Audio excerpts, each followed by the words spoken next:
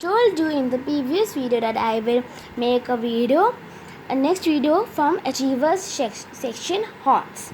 Let's begin. So the first question is, the following table shows some information on 4 plants A, B, C and D.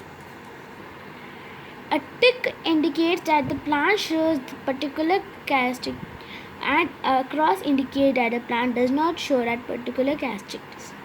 Bears fruit. अब इसमें क्या है, plant एक कोई भी हो सकता है.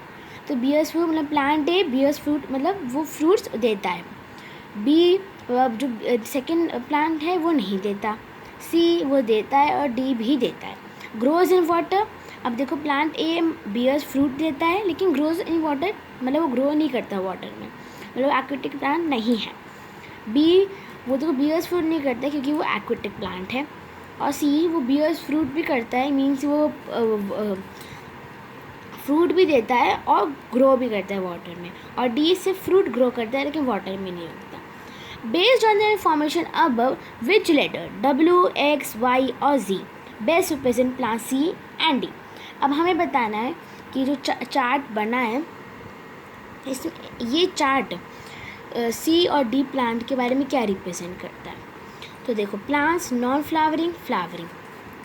देखो तो नॉन फ्लावरिंग मतलब प्लांट ग्रो का प्रोसेस क्या होता है. प्लांट ग्रो करता है, उसमें पहले लीव्स आती हैं, फिर बड आता है, फिर फ्लावर आता है, फ्लावर से फ्रूट बनता है. तो नॉन फ्लावरिंग मतलब वो फ्रूट्स नहीं देगा. तो नॉन फ्लावरिंग में 2 पार्ट्स, एक्वेटिक और नॉन एक्वेटिक. अब हमें बताना है सी और डी का. तो देखो सी और डी दोनों ही फ्रूट्स बियर करते हैं, तो ये आएगा फ्लावरिंग में. अब सी देखो एक्वेटिक है और डी एक्वेटिक नहीं है, तो हमारा क्या आंसर हो जाएगा डब्ल्यू एक्स. देखो W x. Okay. Some children wanted to find out how overcrowding can affect plant growth. They took 4 pairs of setup containing plants as shown in option A, B, C and D and kept them at the same location. Each pot is given the same amount of water each day. Which pair of setup will give the correct result of the experiment? Okay. तो sir इस question में क्या है, good soil. इसमें कुछ बच्चे थे जिन्हें जानना था कि ओवर क्राउडिंग मतलब पॉपुलेशन जब बढ़ जाती है तो क्या वो प्लांट ग्रोथ को अफेक्ट करती है कि नहीं करती. उन्होंने 4 पेयर लिए सेटअप्स के सेम प्लांट के as shown in the option A, B, C and D, और उन्होंने सेम लोकेशन पे रखे. हर पॉट को सेम अमाउंट मिलता है वाटर. अब कौन सा पेयर ऑफ सेटअप हम उनके एक्सपेरिमेंट के रिजल्ट का सही आंसर देगा. तो पहला क्या है, इतना एक plant is equal to good soil, इतने सारे तो पुअर सॉइल. सी फिर बी इतना सा एक is equal to poor soil, इतना सारा means good soil. 1 plant good soil, so many plants good soil. 1 plant good soil, so many plants good soil. Okay. अब आप 2 फैमिली ले लो, ठीक है. अब से फैमिली है, अब एक फैमिली में सिर्फ एक बच्चा है और उसे अच्छे से फूड दे रहे हैं, ठीक है. और सेकेंड फैमिली में खूब सारे बच्चे हैं,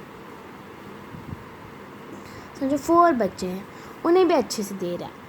लेकिन अब जैसे अब जैसे ये फैमिली आप दोनों फैमिली के बच्चों को अच्छे से फूड दे रहे हैं, है ना. लेकिन अगर इन्हें अच्छे से फूड नहीं मिलेगा, न्यूट्रिशंस नहीं मिलेंगे तो ये अच्छे से ग्रोथ ना करेंगे. ऐसे यहाँ पे क्या दिया है, अगर एक प्लांट है तो गुड सॉइल है, इतने सारे तो पुअर सॉइल है.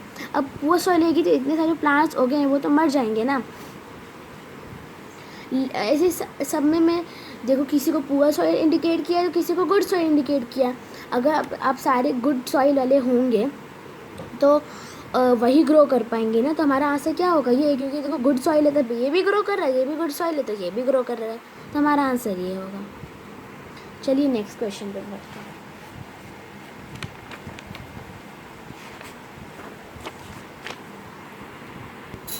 Advika took a croton plant with variegated leaves and kept it in darkness for a few hours. She then placed this plant in sunlight and set up an experiment as shown here. After 6 hours, she performed an iodine test on plucked leaf P, Q and R. Which of the following is the possible outcome? Okay. Black तो देखिए इसने एक आदमी का है, तो उसने croton plant लिया और वेजिटेबल में अलग अलग लीव्स लिया और एक डार्क प्लेस पे कुछ घंटों के लिए रख दिया, फिर सनलाइट में दिया। उसने कुछ ऐसा सेटअप बनाया। देखिए क्यू पे उसने एक ऐसी लीफ ली है जिसका आधा पार्ट ग्रीन है, आधा अलग कलर का है। दूसरी में भी सेम लीफ है, उन्होंने कार्बन डाइऑक्साइड भर के रखा है और एक लीफ पे ब्लैक पेपर लगाया। अब इसका कौन सा पॉसिबल आउटकम आ सकता है?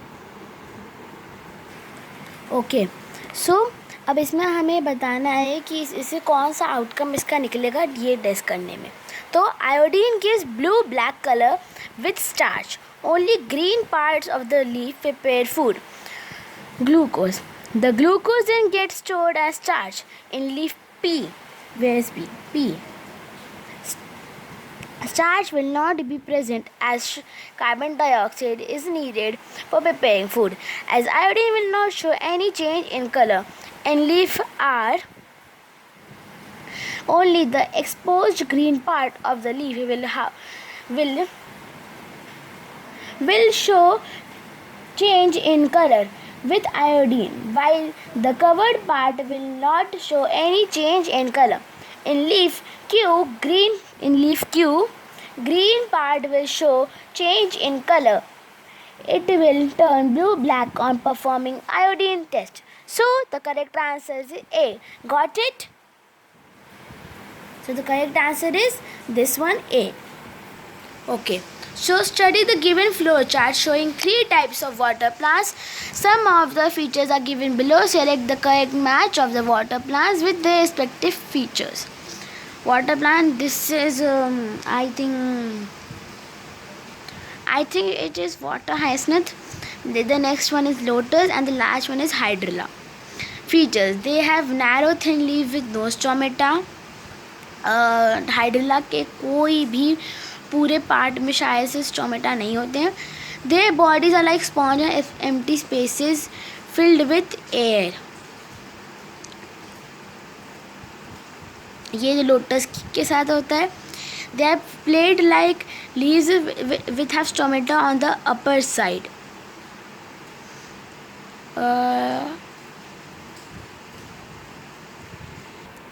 सॉरी जो लोटस होता है उसकी ऐसी प्लेट लाइक लीव्स होती हैं। सेकेंड का ये वाटर हाइसिन्थ का, क्योंकि इसके नीचे स्पेसेस रहती है फिल्ड विथ एयर। तो हमारा आंसर क्या हो जाएगा?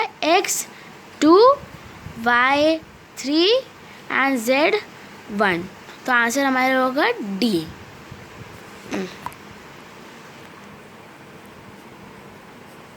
Next question, question number 20. The given diagram shows how a green leaf would look under red light, blue light and green light. Red light के अंदर देखो ये कुछ ज़रा अब्जॉर्व कर ले रही है लेकिन रिफ्लेक्ट नहीं कर रही। ब्लू लाइट के सेम है लेकिन इसमें उसका कलर खुद भी ग्रीन है, इसलिए वो कलर ग्रीन रिफ्लेक्ट कर रही है। Select the correct inference drawn from this. Okay, तो पहला ऑप्शन है हमारा red light is equal to absorb by the leaf. देखो रेड लाइट उसने एब्जॉर्व की नहीं की, रिफ्लेक्ट की हाँ, use by the leaf of photosynthesis. तो पहला ऑप्शन तो करा था क्योंकि देखो इसने एब्जॉर्व कर ली तभी वो ब्लैक बन गई। ब्लू लाइट में देखो इसने एब्जॉर्व की है। अब सेकेंड में आते हैं, थर्ड वन में आते हैं red and blue light absorb by the leaf reflected. तो ये मेनली क्या होता है, जो ऑब्जेक्ट हम अपने आसपास देखते हैं जो उसका कलर होता है वही उसकी लाइट रिफ्लेक्ट करके हमारे आईज पे पड़ती है। जो भी कलर हम देखते हैं वो रिफ्लेक्शन के थ्रू देखते हैं। और हाँ, सबसे इम्पॉर्टेंट रेड और ब्लू लाइट फोटोसिंथेसिस की सबसे मोस्ट इम्पॉर्टेंट लाइट कहलाई जाती है, इसलिए हमारा आंसर होगा C. Okay, I will meet you in the next video. Bye bye, love you friends. मैं एनिमल्स वाला ये चैप्टर कल नेक्स्ट वीडियो में शुरू करूँगी। बाय।